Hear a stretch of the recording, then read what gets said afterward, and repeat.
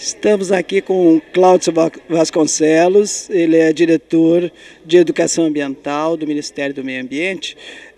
Cláudio, dentro da sua experiência e hoje no cargo que você ocupa, o que é para você hoje com sustentabilidade? Uma pergunta simples, né?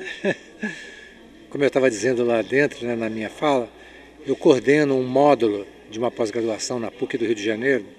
A pós-graduação chama Sustentabilidade no Projeto, do objeto à cidade. Tem uma visão que vai desde o designer até o urbanista. E o primeiro módulo é o módulo chamado Visões de Sustentabilidade.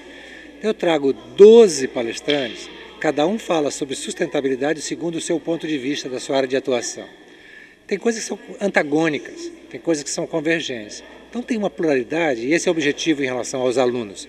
Enfim, no começo eles não entendiam nada, mas cada um falou uma coisa, coisas antagônicas. Depois é que eles começaram a juntar as peças de que sustentabilidade tem inúmeras visões. Tem desde aquele banco ou daquela empresa de gasolina que diz que a cada nos X litros que você, não sei o que, ela planta uma árvorezinha que, portanto, ela é sustentável. Tudo virou sustentável. Outro dia eu vi casamento sustentável, sexo sustentável. Eu levo isso lá para os alunos, eles dão risada. Falo, gente, tudo é sustentável. O que é sustentabilidade de fato? Partindo daquelas definições clássicas, né, do relatório Brundtland e tal, garantir para gerações futuras, isso é a visão mais rasante, mais inicial. Tem gente como o Almirante Ibbesen que diz que não existe desenvolvimento sustentável. Essa expressão é um equívoco, é um paradoxo, porque sempre há um impacto. Então você vê, nós temos que abordar a sustentabilidade de uma visão bastante diversificada para começar a entender. Sustentabilidade, sempre eu pergunto isso, contextualize, conceitue, do que você está falando, sustentabilidade? É a sustentabilidade de um ecossistema, que é ecológica, é a sustentabilidade social, que a turma lá do IPUR, né, do Henri Axelrad e outras figuras, né, que a Isabel chegou a sugerir, fazem profundas críticas a essa visão de sustentabilidade social, porque mostrando diversos problemas que acontecem, que fazem com que não haja essa sustentabilidade de fato, é econômica. Como disse alguém, deu um exemplo hoje, foi a Raquel, né? O cara corta a Amazônia inteira e substitui por pinos. Aí ele fala assim, mas nós estamos sequestrando todo o carbono que emitimos, não sei o quê, então nós estamos empatados, a coisa está sustentável, o negócio, sem considerar a complexidade que é um ecossistema. A questão dos serviços ambientais, sabe, ninguém entra nessa discussão, né, de os serviços ambientais que são prestados pelos ecossistemas, desde a regulação de clima, proteção do solo, água, evapotranspiração. Se você corta a Amazônia, vai parar de chover. É como aquele casal que viaja de avião fazendo as análises de água, né? Moss, né? Gerard Moss. Eles agora estão fazendo um negócio interessante que é acompanhar os rios aéreos.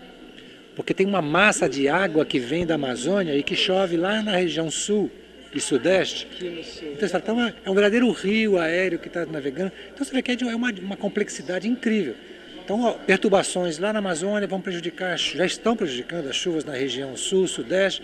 Você vê, quando você fala em sustentabilidade, você tem que partir primeiro dessa extrema complexidade associada à biosfera, né?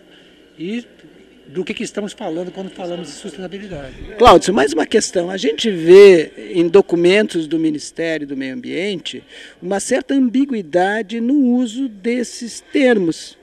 Na educação ambiental, nós temos como base do próprio PRONEA o Tratado de Educação Ambiental para Sociedades Sustentáveis. Mas a gente vê, inclusive na fala de ministros e ex-ministros, uma ênfase muito grande no desenvolvimento sustentável. Quer dizer, como é que você vê essa ambiguidade? Como é que você trata dentro do Ministério com essa diversidade de conceituações? Bom, a gente lá da educação ambiental, nós temos que educar os ministros também, né? Temos que educar os outros secretários, não só os secretários, mas as equipes todas. Nós estamos com uma parceria agora fantástica nesse projeto, nessa ação de educação ambiental e agricultura familiar, em que a gente envolveu profundamente o pessoal da Secretaria de Extrativismo e Desenvolvimento Rural Sustentável e por exemplo, o MDA, o pessoal da Secretaria de Desenvolvimento Territorial, várias outras secretarias que a gente está envolvendo, e o que ficou bastante explícito nessa parceria é que eles nos ajudam na logística, fornecem conteúdos, uma série de coisas, e nós ajudamos, nós da educação ambiental, a qualificar o discurso deles. Isso é uma coisa que está bem explícita, porque todo mundo faz uma certa confusão, não só em desenvolvimento sustentável, sustentabilidade, mas em relação a uma série de outras coisas. Então a educação ambiental tem esse papel de sair dentro do próprio governo, sabe? Às vezes eu escuto algumas falas do presidente Lula, falando, opa, isso aí precisava de um toquezinho de educação ambiental, ou a Dilma, outras pessoas que falam coisas que têm uma visão muito desenvolvimentista, precisa de uma pitadinha de educação ambiental.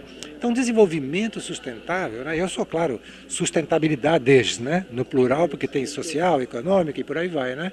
Ecológica. Mas desenvolvimento sustentável, você tem que dizer, primeiro, o que você está falando com desenvolvimento? Né? Você pega, por exemplo, o PAC, Programa de Aceleração do Crescimento. Essa palavra crescimento podia ser PAD, né? Programa de Aceleração do Desenvolvimento, incorporando. É que, de fato, você tem uma visão de senso comum que o Brasil precisa crescer, gerar empregos, né, impostos. Nós estamos nessa fase ainda, né, desse tipo de crescimento econômico. Porque desenvolvimento humano, né, pressupõe, né, como já diz o Amartya Sen e outros caras muito interessantes, né, é você oportunizar experiências que permitam que o ser humano desenvolva, explore e desenvolva todas as suas potencialidades. Então é nesse sentido que eu entendo o desenvolvimento humano. Então, desenvolvimento humano, ele é sustentável. Então, o sustentável já é até uma coisa meio repetitiva, meio está enfatizando o desenvolvimento, ele é sustentável, o desenvolvimento humano. Então, quando você gera essa expressão desenvolvimento sustentável, para mim sempre produz uma certa confusão. Você está falando do quê? Do crescimento econômico, que é muito importante e tal, ou você está falando de desenvolvimento humano? Porque esse é sustentável. Tem que ser, está implícito, sabe? Então, eu acho que existe mesmo uma dificuldade de entendimento que permeia a sociedade. Um dos nossos papéis, né, é qualificar mais o entendimento das pessoas sobre o que seja sustentabilidade e sobre o que é desenvolvimento. Desenvolvimento humano. Para nós não existe desenvolvimento enquanto crescimento. Não misture as coisas. Sabe? Então, mesmo dentro do Ministério, dentro do governo, nas ONGs. Outro dia fui em Goiânia assistir lá uma oficina de capacitação de lideranças dos territórios rurais. E uma das lideranças mais importantes dizia que quem sabe cuidar do meio ambiente é o agricultor familiar. Aí eu levantei e falei assim, olha, eu discordo, isso é um mito. Ninguém sabe cuidar bem do meio ambiente.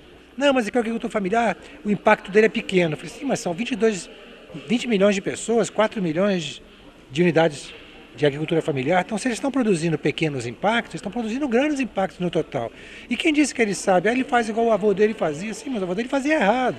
Ele sabe cuidar do solo, sabe administrar água, sabe fazer policultivos, não usa fogo.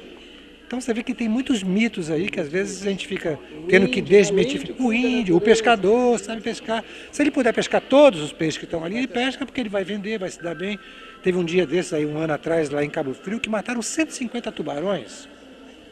Estavam todos na praia, assim. Falei, gente, aquela cena me deixou arrasado. Primeiro porque o tubarão tem essa imagem, né, do bandido, do vilão. E segundo porque apareceu ali, os caras cercaram e mataram todos. Muitos estavam ovados, tinha filha. Gente, é um negócio inacreditável. Então, você vê que o pescador também provoca os seus impactos. E vai você falar lá. Um dia eu estava com um grupo de crianças fazendo um trabalho de vivência ambiental lá em Arraial do Cabo. Aí veio um pescador chegando na canoa dele com uma tartaruga viva. Aí a molecada ficou horrorizada com aquilo, fizemos uma vaquinha e compramos a tartaruga do cara. E quando nós soltamos a tartaruga na frente dele, ele ficou possesso. Porque ele não conseguiu entender que a gente comprou para soltar. Achou que a gente comprou para comer. Sabe? Então você vê que a educação ambiental tem aí um caminho longo a trilhar muito ainda, né? Então seria um papel também do educador ambiental essa questão de conceitual mesmo, né? De que sustentabilidades nós estamos falando. E você vê que aqui no simpósio em vários momentos apareceu essa figura do educador, da educadora ambiental, porque ele também tem que ser educado. Também tem que ser educado. Naquela coisa que o Erno, né, falou ontem, né? Os valores que ele vai transmitir para as novas gerações com quem ele trabalha são os valores dele. Ele não pode estar falando de valores externos a ele. Então o educador ambiental, ele é outra personagem dessa história que também tem que estar bem educado. Formação permanente. Ele tem que estar muito atualizado, não só em conteúdos, em dinâmicas, tem que entender as novas questões que estão surgindo e ele, enquanto ser humano, né, enquanto pessoa, ele também tem que estar preparado. E a formação do educador ainda é muito precária, sabe? A formação continuada, o cara trabalha em vários empregos para poder montar o seu salário no final do mês, não tem tempo de estudar, de preparar. As escolas, né? As escolas não são sustentáveis, sabe? Enfim, o projeto político-pedagógico tem que ser mais bem qualificado.